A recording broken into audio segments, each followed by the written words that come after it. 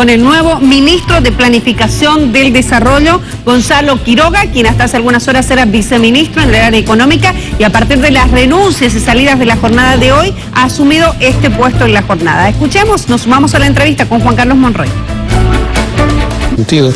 Que ninguna cosa que entra al gabinete no está sin estudiar.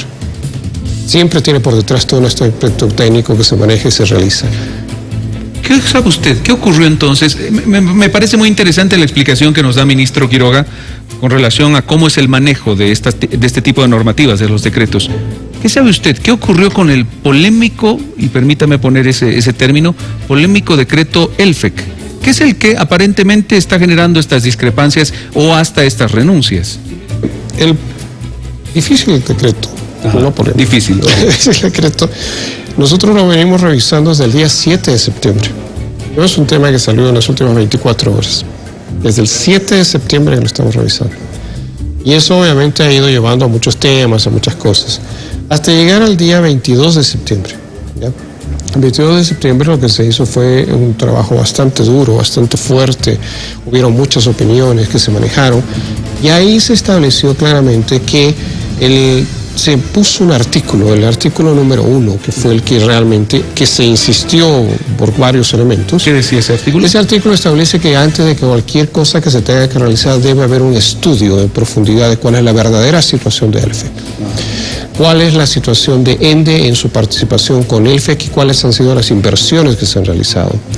¿Cuáles son las deudas que tiene y de qué manera se tiene que trabajar este elemento de poder volver de nuevo a las fojas que establecían el tema del manejo de las acciones?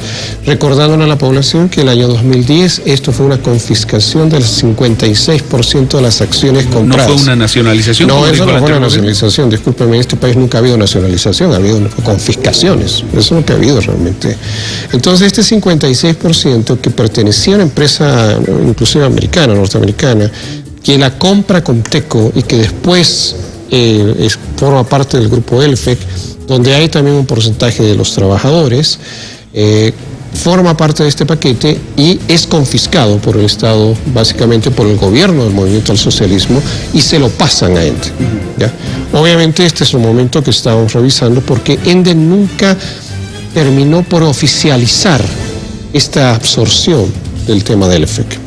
Entonces, ahí nace esta situación de la solicitud de parte de la gente de Cochabamba, de los grupos específicos de Cochabamba, para poder manejar esta condición. Y ese es el momento en que cambia la situación y se establece este artículo que dice, antes de realizar cualquier acción, se tiene que saber cuál es la verdadera condición que está. Hay algo que quizás no se lo terminé de decir antes, todos los decretos, todos, cuando ya se aprueban, ¿ya?, son firmados por todos los ministros que asisten al gabinete. No hay ningún ministro que no lo apruebe. Si tiene la observación, la pone a disposición, el decreto vuelve de nuevo a estudio. Pero si está aprobado por unanimidad por todos los ministros firman. Entonces tampoco es un tema que no se pueda discutir. Permítame, estamos conversando con el ministro de Planificación del Desarrollo, Gonzalo Quiroga. Cecilia Bellido en Santa Cruz también ya se ha conectado con nosotros porque tiene consulta. Cecilia, te escuchamos. Muchas gracias, ministro. Ahora, hasta hace poco conversábamos con don Gonzalo Quiroga como viceministro, era el responsable del tema principalmente de los bonos en el país. Así que le agradecemos por acompañarnos. Bueno, usted se refería al caso del PEC. No nos quedaba muy claro hace instantes si el decreto en este caso lo firman todos los ministros, antes o después del anuncio que se hizo en Cochabamba.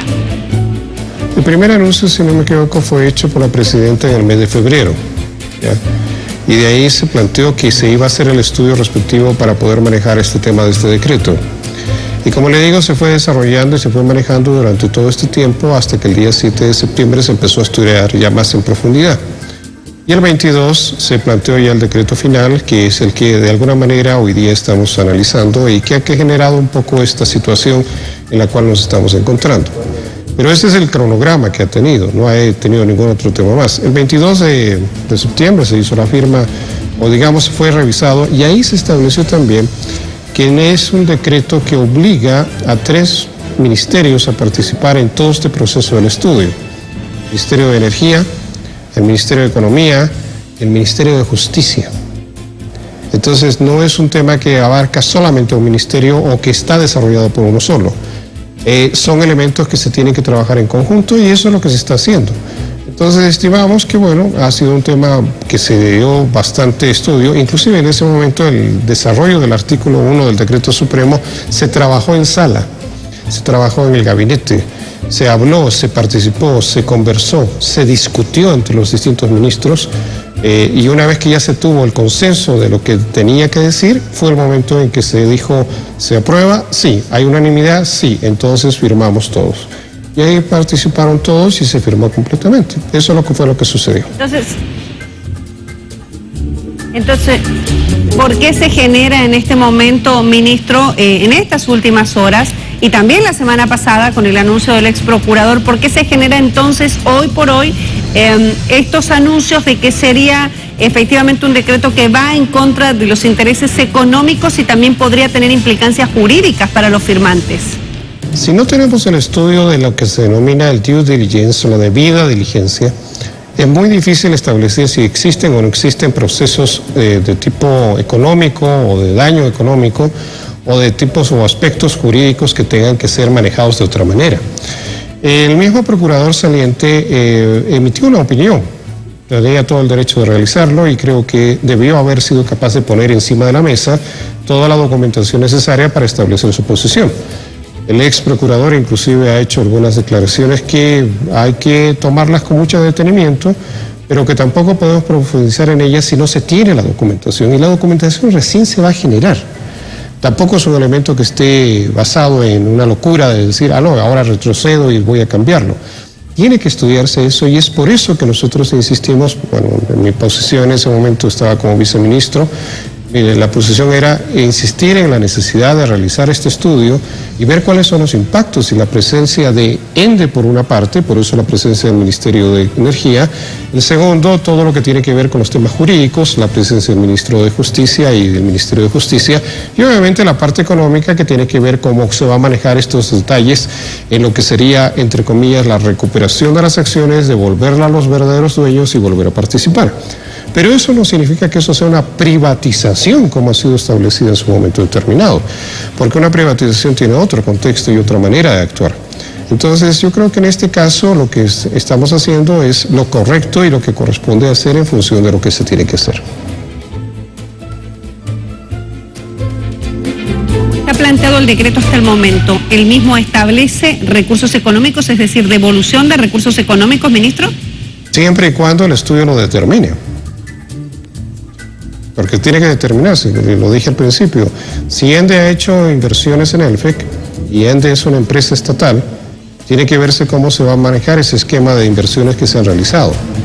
Y eso involucra entonces, vuelvo a decirle, saber de qué manera se tendría que revisar esas inversiones, si están bien hechas, si han sido las adecuadas, si corresponden.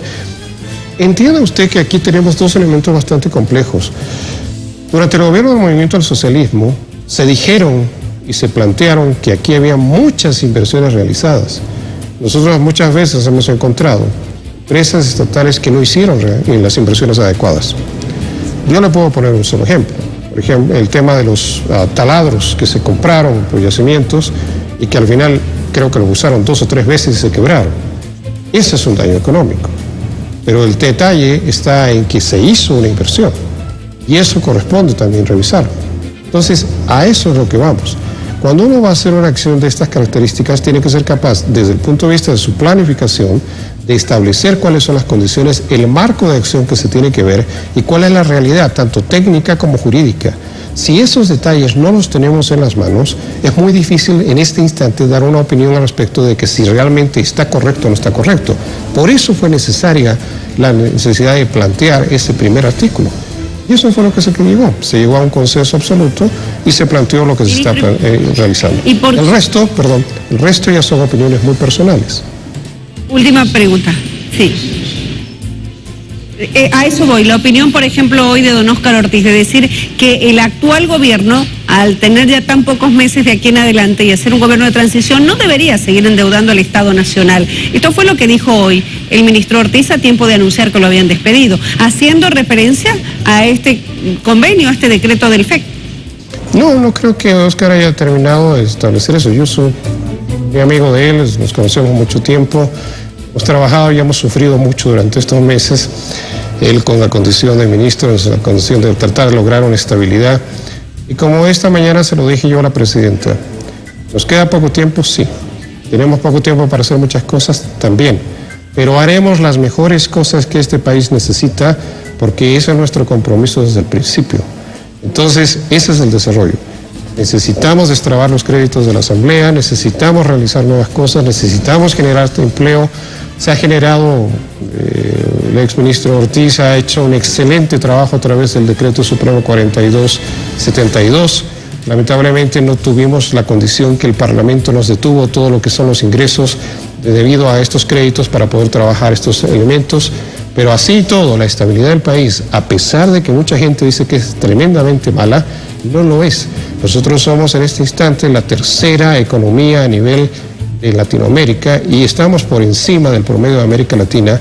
No hemos perdido reservas internacionales y creo que lo que debemos hacer hacia adelante es mirar que el proceso que va a suceder entre estos potenciales 2 o 3 meses que vamos a tener durante el periodo electoral, esperemos por una parte que los aspectos políticos dejen de primar en función de lo técnico y además que los procesos que tendríamos que realizar no deben ser tan electorales como mucha gente piensa que es. Yo insisto, yo agradezco tremendamente la confianza de la presidenta, agradezco que Óscar haya estado con nosotros durante bastante tiempo, se ha aprendido mucho, es un hombre que tiene una valía bastante fuerte, pero también hoy es un nuevo momento, es un momento diferente y debemos avanzar en ese sentido, porque la misma señora presidenta nos está pidiendo que manejemos un tema de gestión con transparencia y sobre todo pensando en la población de Bolivia. Bien, ministro, muchísimas gracias por haber estado esta noche con nosotros. No, al contrario, gracias a ustedes.